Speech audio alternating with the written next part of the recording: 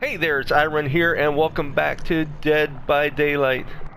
I am here to admit that I am a camper and a tunneler. I had a couple of games this past weekend, and one guy at the end of the day, without having a clue as to what actually was going on in the match, except for bad survivor play, called me a camper. Matter of fact, he says, "Camp with barbecue and Billy?" Didn't want to go on to tell me that's definitely not how you play them. I said, nope, you guys never left and didn't let me leave. So hey, this is for you, man. I'm posting it on YouTube for you and the world to see. Now, just to be totally transparent and honest, it was actually about a game or two right before that I actually camped, tunneled, and took care of a survivor. Why? Because from time to time you play this game, you play like you want to play. You know, maybe this time you're triggered. You know, in this particular case, as you can see, this guy, at the last minute, he hot switched. Why did he hot switch? I was just here to get a daily with the doc.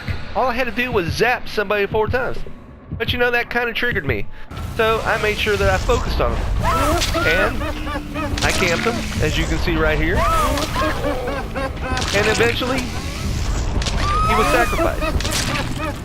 Alright, but back to this one there. So, any of you that think you're perfect in this game, or that you always do everything perfect, please don't tell me you always play the game perfectly. Alright, anyway, let's get in this match. I'm gonna walk you guys through it, and you'll see it right here from scratch. Let me know what you think.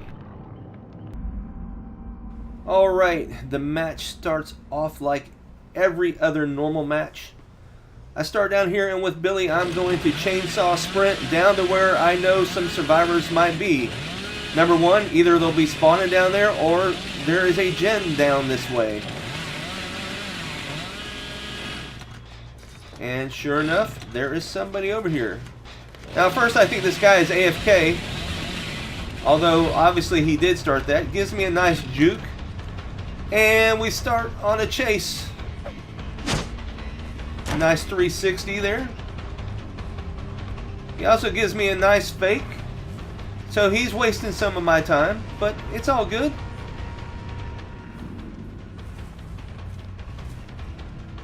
Go in here, trying to cut him off.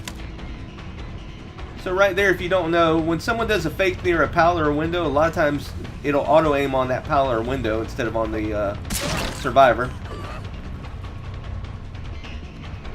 Alright, and right here I continue to chase following the blood trails, and I thought he went one way and he didn't, and so now he's juked me. But I continue looking around. I'm looking for blood trails. There's got to be something around here to tell me where he went, but he has obviously gotten away. So at this point I'm going to go back and check this gen just to see if maybe he's cheeky and going back, but nope, he didn't go back to the gen. A lot of good survivors, they get cheeky or courageous and they'll go back there. So now I'm just going to check over here, and then I'm going to go down towards the killer shack because I figure that's where some other survivors might be. This is from over 2,000 hours of experience playing Dead by Daylight. So I missed the Nia there. I would have gladly taken her, but hey, he's a one hit down, or she. And another good fake. So they're a good survivor. But I got him that time. And now this is where all the fun begins.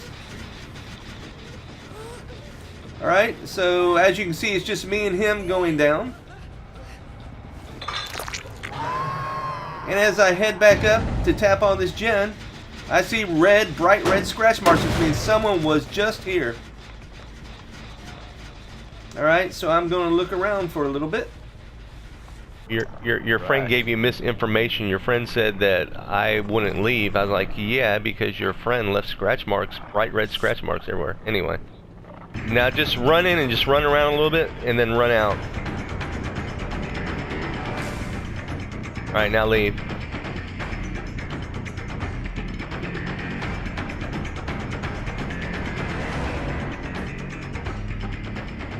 Alright, come, go ahead and do it again.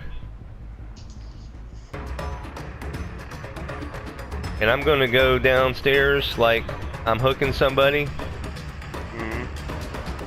Hooking, hooked, come back upstairs, and as you see, the scratch marks would have been gone if someone wasn't nearby. Alright, because of my 2 years and probably between 2,000 and 3,000 hours worth of experience, I know there's somebody nearby, and I know that they're going to want to rescue them. And I am going to look for them. There is no reason for me to leave at this point. And as I walk back in here, I see that the guy was coming out of the locker and went back in. So now we have 2 in the basement. Therefore, showing that I was in fact correct with my instincts, experience, and knowledge as a killer. So don't tell me that I was camping because nobody was nearby.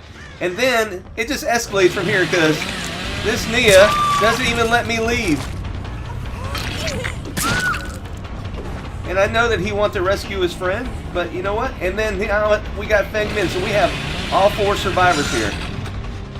Now I make a kind of bad play there, but they're making worse play. Now at this point, those other 2 survivors are hurt, so I know that they have to go off and heal themselves. Now the question is, are they going to still stay here nearby? I mean, I hear them. But look at that, came right back down. Made a nice move there, but why would you come back down? Not only 1, but 2 of them. Because the Meg came down as well. So at this point, it just turns into a fiasco, but yet I'm the camper. Look, if you're a survivor, this is just plain and simple bad survivor play. Stop blaming the killer. If you can't stomach that, then go play another game. Alright, right here I try to fake them, but I don't.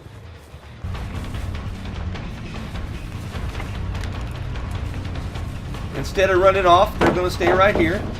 Drop the pallet. Oh, they're going to run down. Like the outcome's going to be any different.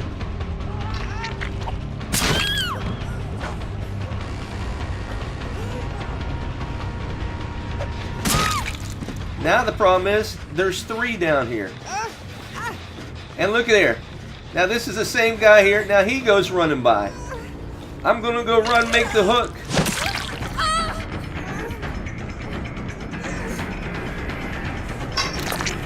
Oh no, he got away. I thought I got him there.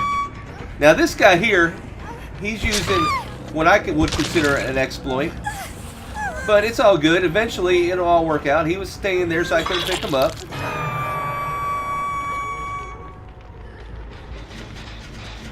Alright, tap this gen. And now guess what? Based on my years of experience and hours in this game, I look around briefly, and guess what? There's no one here. And I leave. Why? Because I know that they're going to be off somewhere nearby. Oh, look, healing up.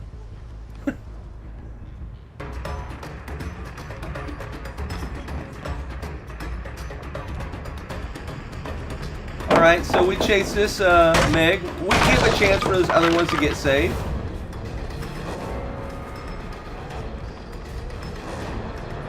But it doesn't look like they are going to be saved. One looks like they just gave up.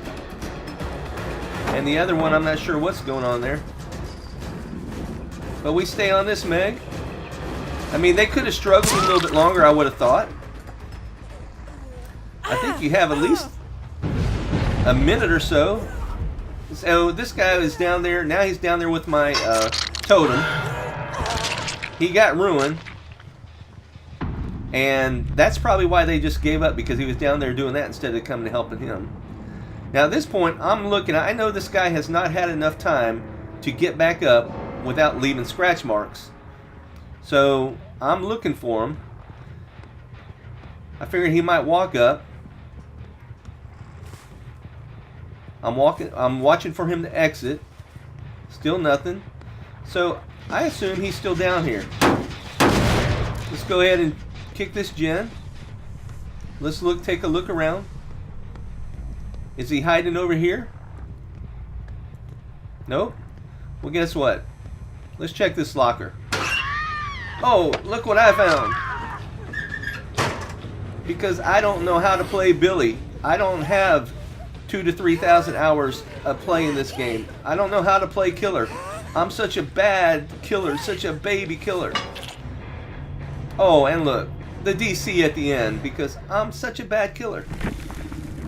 Alright everybody, I just want to show you all what actually happened. Before you guys go rambling off on a killer, make sure you know that is actually whether it's the killer camping, or if it's just your friends saying stuff and they don't know what's going on, because they don't even know that they're leaving scratch marks. But they did, and they were there, and I was right. So, get on with it. Alright. Alright everybody, thanks for watching. Let me know what you think.